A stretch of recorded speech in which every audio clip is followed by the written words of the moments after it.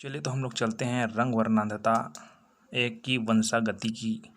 अर्थात ये रंग वर्णांधता क्या है या रंग वर्णांधता की वंशागति की समझाइए, है ना। तो रंग वर्णांधता पहले समझते हैं, उसके बाद समझेंगे रंग वर्णांधता की वंशागति। वंशागति मतलब क्या होता है? एक पीढ़ी से दूसरी पीढ़ी में स्थानांतरण की प्रक्रिया, है ना। अब हमारा पॉइंट है रंग वर्णांधता। इसके लिए आपको ये एक चीज़ जानना जरूरी है कि मनुष्य में नर में देखें तो एक्स वाई गुणसूत्र होता है और मादा में देखें तो एक्स और एक्स गुणसूत्र होता है, ठीक है। तो ये जो रंग वर्णांधता के कुछ उसके जो जीन होते हैं, रंग वर्णांधता कौन? जीन। जो रंग वर्णांधता के जीन होते हैं वो केवल एक्स गुणसूत्र में ही पाए जाते हैं, ये याद रखना पहले टॉपिक में, है ना। मतलब क्या है कि इसके दो जीन हो सकते हैं। कितने जीन हो सकते हैं? दो जीन। रंग वर्णांधता के दो जीन, एक तो प्रभावी जीन, एक तो अप्रभावी जीन, ठीक है। तो इसमें बच्चों को इतना कन्फ्यूज़न होता है कि कौन सा जीन है वो रोग उत्पन्न करता है। सभी के माइंड में ये चलती रहती है कि हम लोग प्रभाविता के नियम में पढ़े हैं, पृथक्करण के नियम में पढ़े हैं कि प्रभावी जीन प्रभाव दिखाता है, चल ठीक है दिखाता है ना। लेकिन वो ये दो प्रकार के प्रभाव होते हैं, इफेक्ट भी कर सकता है और साइड इफेक्ट भी कर सकता है। तो यहाँ पर जो अप्रभावी जीन है, याद रखिएगा कौन सा जीन? अप्रभावी जीन। यही अप्रभावी जीन समयुग्मजीय अवस्था में हो तभी वर्णांध रोग हो जाएगा। अब यहाँ पर कन्फ्यूज़न कितने जने को है उसको मैं कन्फ्यूज़न नहीं करना चाहता। देखिए, जैसे कि एक कैपिटल एच और कैपिटल एच है ना, स्मॉल एच और स्मॉल एच, यहाँ पर ऐसा है, ठीक है। अब ये जो कैपिटल एच है वो प्रभावी है, मान लो जाए। कौन सा है? प्रभावी। और स्मॉल एच क्या है? अप्रभावी है। क्या है? अप्रभावी है। तो जहाँ पर ये दो अप्रभावी जीन दिखेगा वहीं पर वर्णांध होगा। वर्णांध के मान लीजिए ये जीन है दोनों, ठीक है। वर्णांध क्या है? जीन है। अगर समयुग्मजीय अवस्था में, ठीक है, दो अप्रभावी जीन दिखे तो वहीं पर ही रोग उत्पन्न होगा। और समयुग्मजीय जो प्रभावी जीन है, प्रभावी जीन यहाँ पर रोग उत्पन्न नहीं कर सकता। व्यक्तियों स्टूडेंट के मन में ये होता है कि जो प्रभावी जीन है वही रोग उत्पन्न कर सकता है ना। ये बहुत पहले से माइंड में बसा हुआ रहता है। लेकिन अप्रभावित होता है। कैसे होता है? देखिए, मान लो जाए ये जो कैपिटल एच है, ये इसको हम लोग दो बार और बांट देते हैं। मान जाए कैपिटल जी स्मॉल एच है ना, कैपिटल एच और स्मॉल एच, ठीक है। तो ये प्रभावी है, ये अप्रभावी है। ये प्रभावी है, क्या है? अप्रभावी है। दोनों क्रॉस करवाएंगे मान जाए, ठीक है। तो क्या प्राप्त होता है? Capital H capital H capital H small H, capital H small H small H small H. तो ये रहेगा वो सामान्य रहेगा, ये रहेगा वाहक क्योंकि इसमें दोनों जीन हैं, और ये रहेगा रोगी। तो देखो, जो अप्रभावी जीन है वही रोग उत्पन्न किया ना, यही कन्फ्यूजन है। आदमी क्या सोचता है कि जो प्रभावी जीन है वो रोग उत्पन्न करता है, नहीं, ये जो अप्रभावी जीन समयुग्म अवस्था में तभी रोग उत्पन्न कर सकता है, ठीक है। ओके, तो इसको समझिए आप। अब रंग वर्णांधता की क्या है उसको समझते हैं ना, ठीक है। ये भी जानना कि रंग वर्णांधता के जीन कहाँ पाए जाते हैं? एक्स गुणसूत्र पर उपस्थित होते हैं। चलिए, तो रंग वर्णांधता वंशागत लिंग संलग्न रोग है। मतलब लिंग संलग्न रोग मतलब क्या है? जो लिंग होते हैं, गुणसूत्र होते हैं, ठीक है, वो सहलग्नता हम लोग पढ़ चुके हैं, लिंकेज पढ़ सकते हैं। साथ साथ जीन एक पीढ़ी से दूसरी पीढ़ी में जाते हैं उसको सहलग्न बोलते हैं, ठीक है। मतलब जो जीन है एक साथ पहुँचेंगे, ठीक है, लिंग जीन है ना, तो वही लिंग संलग्नता कहलाएगी, वंशागति कहलाएगी, ठीक है। इस प्रकार के बहुत सारे रोग हो सकते हैं। हीमोफीलिया है, वर्णांधता है, रतौंधी है, ये सब लिंग संलग्न रोग कहलाते हैं। तो यही इसी तरह से आज डिटेल यहाँ शुरू कर रहा हूँ मैं, है ना, कि वर्णांधता वंशागत लिंग संलग्न रोग है। इसमें जो व्यक्ति है वो व्यक्ति रोगों रंगों में विभेद नहीं कर पाता है। मतलब क्या होता है कि किसी व्यक्ति को अगर ये रंग वर्णांधता हो गई तो वो क्या नहीं कर पाता है?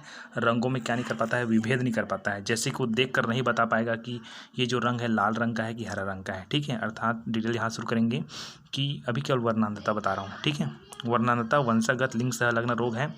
इसमें व्यक्ति रंगों में विभेद नहीं कर पाता है। इसमें सबसे ज़्यादा होता है लाल हरा रंग वर्णांधता, ठीक है, जो कि लाल और हरा के रंग को वो स्पष्ट रूप से पहचान नहीं पाता है। तो रंग वर्णांधता के क्रमशः हम लोग क्या क्या बोलते हैं? जैसे कि लाल और हरी रंग वर्णांधता है, तो लाल रंग वर्णांधता को हम लोग बोलते हैं प्रोटोनोपिया, और हरी रंग वर्णांधता को बोलते हैं हम लोग ड्यूटेरोनोपिया, ये कहते हैं। ठीक है, अब डिटेल थोड़ा देखिए कि रंग वर्णांधता के जीन है वो अप्रभावी रूप से एक्स गुणसूत्र पर पाए जाते हैं। मैंने बताया कि यहाँ पर एक्स गुणसूत्र पर ही पाया जाएगा, चाहे इसके अंदर पाए, चाहे इसके अंदर पाए, चाहे इसके अंदर पाए।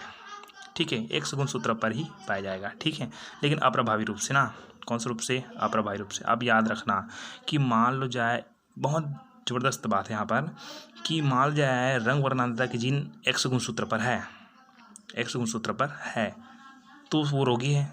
नहीं, नहीं, रोगी नहीं है वो। ठीक है, मतलब वो अप्रभावी रूप से रहता है, अप्रभावी रूप से क्या कहता है? रहता है। ठीक है, जबकि इनके जो प्रभावी जीन हैं, रंग वर्णांधता के जीन अप्रभावी रूप से एक्स गुणसूत्र पर पाए जाते हैं, और रंग वर्णांधता के जो प्रभावी जीन हैं, कौन से जीन हैं? प्रभावी जीन हैं, वो दूसरे एक्स गुणसूत्र पर पाया जाता है। किस में पाया जाता है? दूसरे एक्स गुणसूत्र पर पाया जाता है। मतलब यहाँ पर देखिए, इसका जो जीन है अप्रभावी रूप से एक्स गुणसूत्र पर पाया जाता है, मतलब किसी भी एक्स गुणसूत्र पर पाया जाएगा। ये पॉइंट है, इसको आप ज़्यादा ध्यान मत दीजिए। ठीक है, कि रंग वर्णांधता के जीन अप्रभावी रूप से एक्स गुणसूत्र पर पाए जाते हैं। हम लोगों ने बता दिया कि एक्स गुणसूत्र पर ही पाया जाता है। ठीक है, अब यहाँ पर मेन पॉइंट ये बताया कि रंग वर्णांधता के जो प्रभावी जीन है वो दूसरे एक्स गुणसूत्र पर पाया जाता है। मतलब ये दूसरा नंबर का जो एक्स गुणसूत्र है उसमें प्रभावी जीन पाया जाता है। तो इसके लिए दूसरा कहाँ हो गया? इसके लिए तो ये खुद पहला है ना, तो कहाँ दूसरा हो गया? ठीक है, तो इसके कारण मैं आगे और बताऊंगा कि इसमें क्या होता है एक्चुअली में, कि एक्स गुणसूत्र पर ही जो जिन पाले जाएंगे तो क्या होगा उसको मैं आगे बताऊंगा, है ना। तो यहाँ पर देखिए, रंग वर्णांधता के जिन है अप्रभावी रूप से कौन पाए जाते हैं? एक्स गुणसूत्र पर पाए जाते हैं, कहीं पर भी, किसी भी एक्स गुणसूत्र पर पाए जाते हैं। ठीक है, रंग वर्णांधता के जो प्रभावी जीन है, अब प्रभावी जीन के बारे में बात कर रहा हूँ, प्रभावी जीन है वो दूसरे एक्स गुणसूत्र पर पाया जाता है। मतलब जैसे कि मान लीजिए इसमें अप्रभावी जीन है, ठीक है, कौन से जीन है? अप्रभावी जीन, तो इसमें क्या पाया जाएगा? प्रभावी जीन पाया जाएगा। समझ रहे हैं? इसमें अगर क्या है? अप्रभावी जीन है, तो इसमें क्या जाएगा? प्रभावी जीन पाया जाएगा। तो आपको ये बता दूं कि जो प्रभावी जीन है वो रोग उत्पन्न नहीं करता है भाई। कौन सा करता है? अप्रभावी जीन करता है। जब कौन सी अवस्था में होती है वो? समयुग्मज अवस्था में होती है। ठीक है, आगे और बताऊंगा, आगे और क्लियर हो जाएगा। तो रंग, ये डिटेल को समझिएगा कि रंग वर्णांधता के जीन अप्रभावी रूप से एक्स गुणसूत्र पर पाए जाते हैं, कहीं पर भी पाए जाते हैं, है ना। रंग वर्णांधता के जो प्रभावी जीन है वो दूसरे एक्स गुणसूत्र पर पाए जाते हैं। ठीक है, तो वाई गुणसूत्र और वाई गुणसूत्र है वो रंग वर्णांधता के जीनों से क्या होते हैं? मुक्त होते हैं। मतलब इसमें कोई भी रंग वर्णांधता के जीन नहीं पाए जाते हैं। ठीक है, मैंने अभी बताया कि अगर इसमें जीन उपस्थित है तो ये रोगी है, ऐसा कुछ बात नहीं। उनके जो जीन है एक्स गुणसूत्र पर ही पाए जाते हैं। ये बात समझ आ रही है आपको? बार बार बता रहा हूँ कि उनके गुण, जो उसके जीन हैं वो इनके ऊपर पाए जाते हैं, और पाए जाने से ही रोग हो जाए ऐसा कोई बात नहीं है। ठीक है, मान लीजिए इसमें प्रभावी जीन है, इसमें अप्रभावी जीन है, तो ये प्रभावी जीन है, अप्रभावी जीन है, इससे कोई मतलब नहीं है। मतलब यहाँ पर है कि अगर एक एक्स गुणसूत्र पर प्रभावी जीन है और दूसरे में अप्रभावी जीन है, ठीक है, तो प्रभावी जीन अप्रभावी जीन को क्या कर देगा? प्रभावित कर देगा, अर्थात उसके प्रभाव को छिपा देगा। ठीक है, इसीलिए अप्रभावी जीन क्या नहीं उत्पन्न नहीं कर पाता? रोग उत्पन्न नहीं कर पाता। अगर दोनों ही एक्स गुणसूत्र पर अप्रभावी जीन हो, उसी स्थिति में ही रोग उत्पन्न होगी, नहीं तो वाहक होगी। ठीक है, ओके, समझ आया कि जब दोनों में ही कौन सा गुणसूत्र होना चाहिए, सॉरी कौन सा जीन होना चाहिए? अप्रभावी जीन होना चाहिए, तभी रोग उत्पन्न होगा। और इसमें अगर वाय के बारे में बात करेंगे तो आगे देखेंगे उसको। ठीक है, तो यहाँ पर देखिए, रंग वर्णांधता के जीन है अप्रभावी रूप से एक्स गुणसूत्र पर पाए जाते हैं। ये नॉर्मल डिटेल्स हैं। अब यहाँ पर मेन डिटेल शुरू होता है कि रंग वर्णांधता के जो प्रभावी जीन है वो दूसरे एक्स गुणसूत्र पर पाया जाता है, और वाई गुणसूत्र पर रंग वर्णांधता के जीनों की वाई गुणसूत्र है वो रंग वर्णांधता के जीनों से मुक्त होता है। मतलब वाई में कोई भी प्रकार का वर्णांधता का जीन नहीं उपस्थित होता है। ठीक है, इन सब में उपस्थित होता है, तो फिर एक बार बताना चाहता हूँ कि उपस्थित होने से कोई रोगी नहीं हो जाएगा। ठीक है, जब केवल अप्रभावी जीन ही एक साथ उपस्थित हो दोनों गुणसूत्र में, तभी रोग उत्पन्न होगा। ठीक है, या तो उसके जीन अगर उपस्थित है ना उसके गुणसूत्र में, तो ऐसे कोई रोग नहीं होगा। ठीक है, अब देखिए, हमने बताया, क्या बताया कि वाई गुणसूत्र में रंग वर्णांधता के जीनों से मुक्त होते हैं। मतलब वाई वाले गुणसूत्र में कोई रंग वर्णांधता के जीन ही नहीं होते हैं, इन सब में जीन होता है उनका। ठीक है, अतः स्त्रियों में जब रंग वर्णांधता का अप्रभावी जीन, ये स्त्री के बारे में बात करें, यदि अतः स्त्रियों में जब रंग वर्णांधता का जो अप्रभावी जीन है, अप्रभावी मतलब जैसे कि इसको मान लेते हैं हम लोग एच और एच, ये दोनों प्रभावी है, एच और स्मॉल एच ये प्रभावी, ये अप्रभावी, और स्मॉल एच ये दोनों यानी क्या है? अप्रभावी है। अतः स्त्रियों में जब रंग वर्णांधता का अप्रभावी जीन, मतलब ये वाला जीन, अप्रभावी जीन दोनों ही एक्स गुणसूत्र पर हो, ये वाले एक्स गुणसूत्र पर भी हो, ये वाले एक्स गुणसूत्र पर भी हो, तभी वर्णांधता के लक्षण क्या होंगे, प्रकट होंगे। ठीक है, यदि यहाँ अप्रभावी जीन, यही अप्रभावी जीन केवल एक एक्स गुणसूत्र पर हो, केवल इसी बस में हो, ये देखो इसमें दोनों को डाला था मैं, अब केवल इसमें नहीं है, केवल इसी बस में है। ठीक है, इनके अप्रभावी जीन केवल एक एक्स गुणसूत्र पर हो तो दूसरे गुणसूत्र के प्रभावी गुण, दूसरे में ये कौन रहेगा, प्रभावी रहेगा ना, यहाँ पर प्रभावी ना, तो दूसरे गुणसूत्र के प्रभावी गुण इसे दबा देता है। मतलब ये रोग उत्पन्न कर सकता है ना, अगर दोनों जन रहता, दोनों ही अप्रभावी रहता ना तो रोग उत्पन्न कर देता, लेकिन यहाँ पर प्रभावी होने के कारण ना इनको दबा देता है, ये रोग उत्पन्न करने नहीं देता है। ठीक है, कि अगर उसमें कौन सा गुण हो, प्रभावी गुण हो, दूसरे गुणसूत्र में कौन सा गुण हो, प्रभावी गुण। तो यही को बोला गया है कि अतः स्त्रियों में जब वर्णांधता का अप्रभावी जीन दोनों ही एक्स गुणसूत्र पर हो तभी वर्णांधता के लक्षण प्रकट होंगे।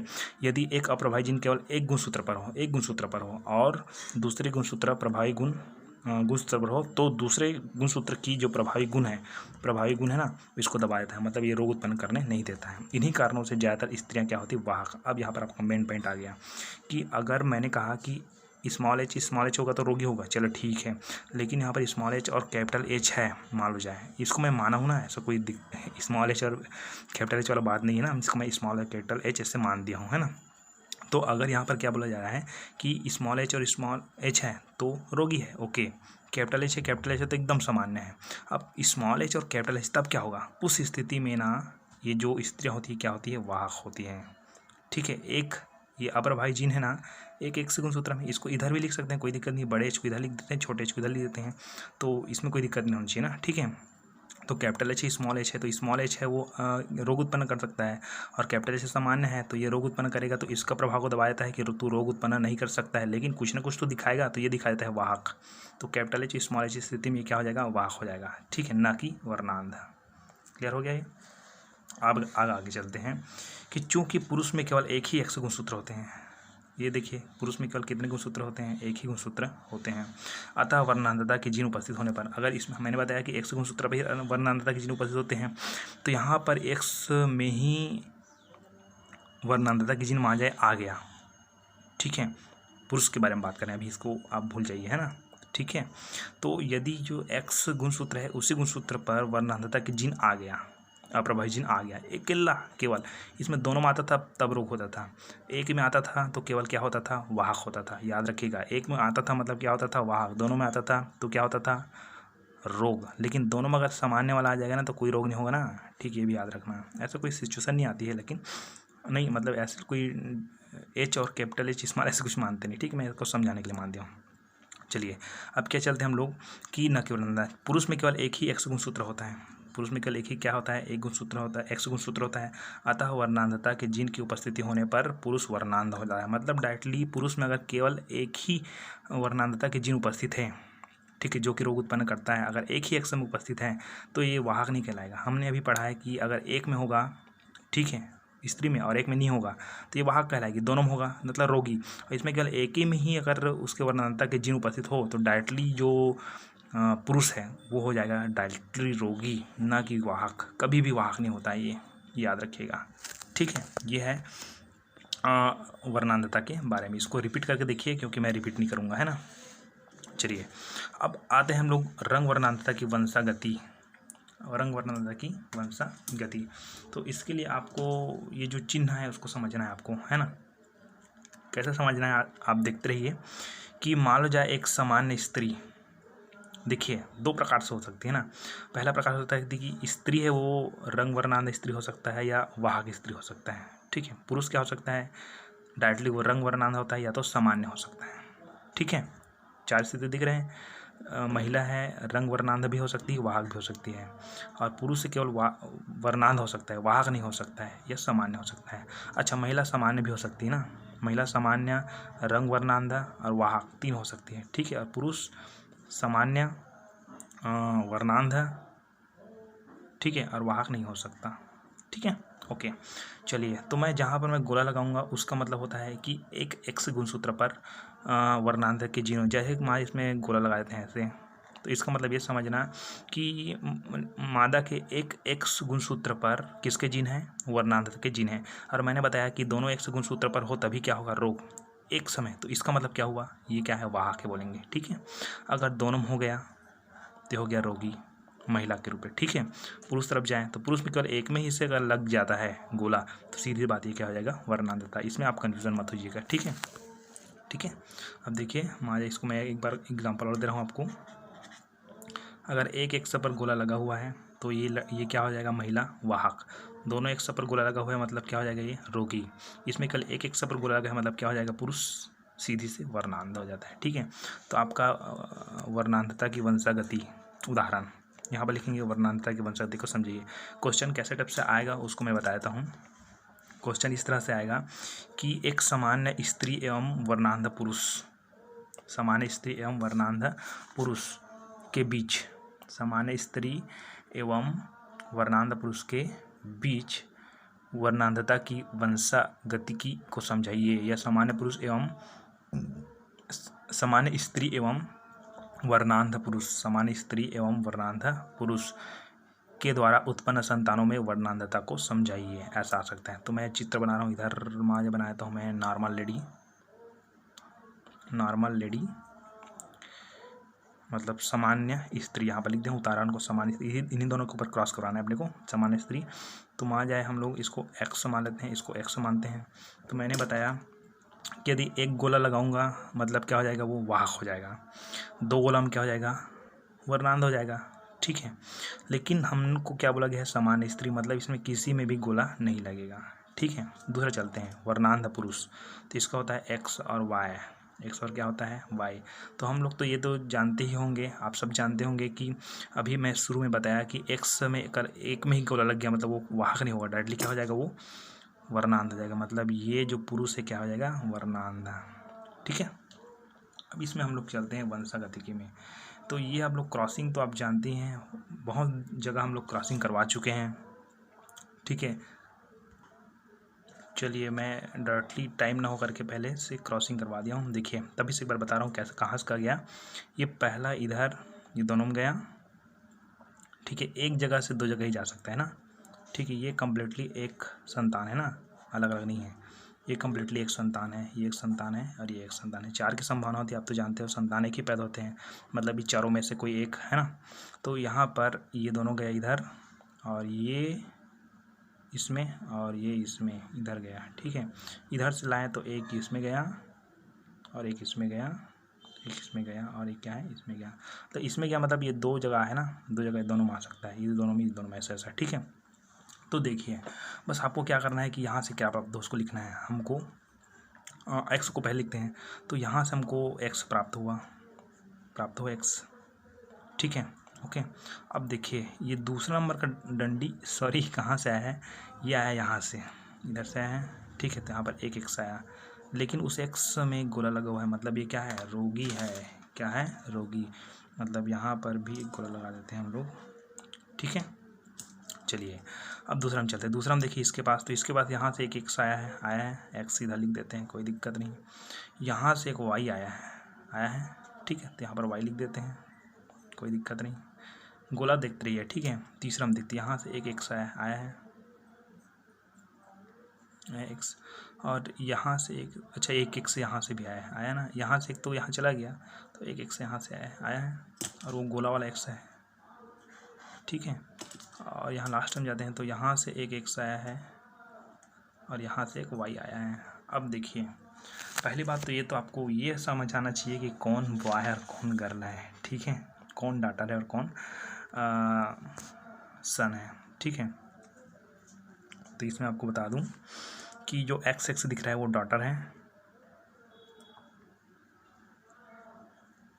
डॉटर, और ये एक्स वाई दिख रहा है वो सन है। ठीक है, और एक्स एक्स है डॉटर और एक्स वाई दिख रहा है वो सन है, लेकिन कौन कौन सन। ठीक है, देखिए मैंने क्या बताया कि दोनों एक्स पर अगर गोला हो तो क्या आ जाएगा, वो रोगी हो जाएगा। ठीक है, रोगी है ना, डिसेस हो जाएगा। लेकिन केवल यहाँ पर एक्स गुणसूत्र पर ही जीन है, एक एक्स पर है, इसलिए हो जाएगा वाहक। वाहक हम लोग क्या बोलते हैं, कैरियर। ठीक है, वाहक। है ना। इधर देखिए सन, यहाँ पर किसी में गोला नहीं है, मतलब क्या हो जाएगा, नॉर्मल, नॉर्मल सन। ठीक है, इसमें देखिए ये वहाँ ये डॉटर है, ठीक है, एक ही में है, मतलब क्या हो जाएगा ये कैरियर, कैरियर डॉटर, वाहक। ठीक है, और यहाँ पर नॉर्मल सन। ठीक है, तो क्या हो रहा है अपने को, 25% वाहक, 25% वाहक, 25% नॉर्मल, 25% नॉर्मल, तो 50% कैरियर डॉटर। ठीक है, 25-25 जी डॉटर, और 50% नॉर्मल सन। ये हो गया। क्रॉसिंग को एक बार देख लेना आप लोग, ठीक है, और नहीं तो हम तो बैठे ही हैं, है ना। और यूट्यूब में भी आप सर्च कर सकते हैं ना, मेरा class biology class with Balram Sahu करके सर्च करना गूगल में, वो निकल जाएगा। ठीक है, ये है रंग वर्णांतर की वंशागति।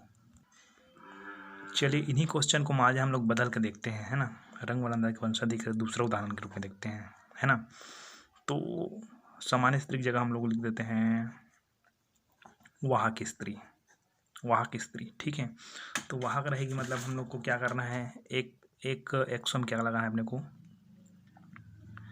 गोला लगा देना है। ये हो गया वाहक, वाहक स्त्री एवं वर्णांध पुरुष की वंशागति की समझाइए। ठीक है, इसका डिटेल लास्ट में कैसे करना उसको बताऊंगा मैं, है ना। देखिए, तो यहाँ से हम लोग जो जैसे ले जाएँ उसी को ले जाना है। ठीक है, यहाँ से हम लोग एक्स लाएँ, एक्स लाएँ, बढ़िया। ठीक है, यहाँ से भी एक एक्स लाएँ, यहाँ से ये भी ठीक है, समझ आया। दूसरा में चलते हैं, दूसरा में यहाँ से एक एक्स आया, आया एक्स, यहाँ से एक वाई आया, आया। ठीक, ये भी हो गया। अब इधर से देखिए, ये तीसरा नंबर में, तीसरा नंबर में यहाँ से एक एक्स आया, आया, और एक गोला वाला आया। ठीक है ना, ये है ना भाई। और यहाँ से एक गया, वो भी गोला वाला है। ठीक, अब यहाँ से देखिए, यहाँ से वाई गया, तो यहाँ से वाई गया, गया वाई। ठीक है, यहाँ से वही, अच्छा सॉरी, यहाँ से देखो, यहाँ से एक एक से यहाँ आया है ना, उसी तरह यहाँ से एक एक से यहाँ पर गया है ना। ठीक है, इसको भी याद रखना आप लोग। चलिए,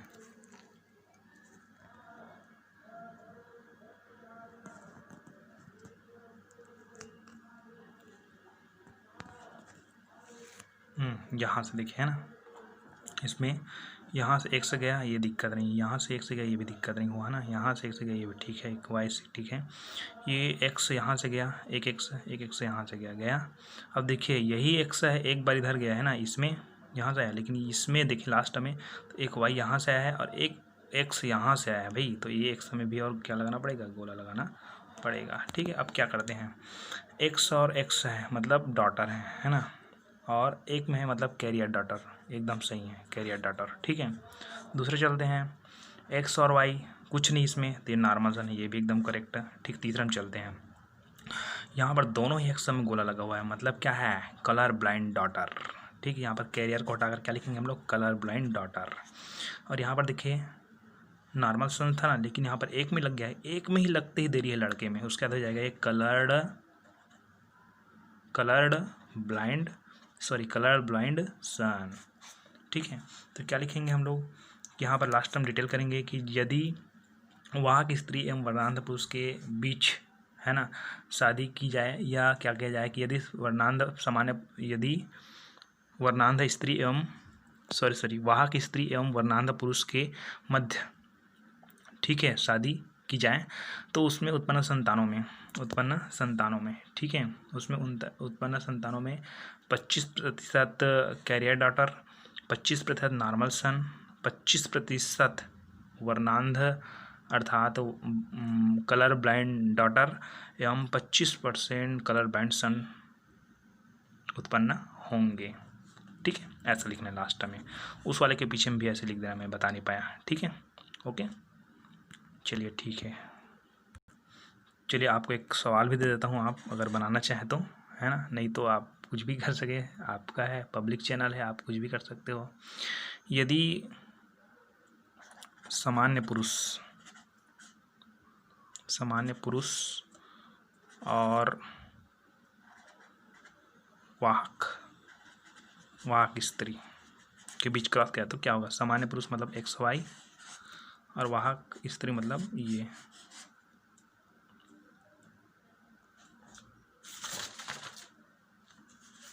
पहले सामान्य स्त्री लिए थे ना, अब सामान्य पुरुष ले लेते हैं। ठीक, तो इसके हिसाब से आप देख लीजिए यहाँ पर बनाकर।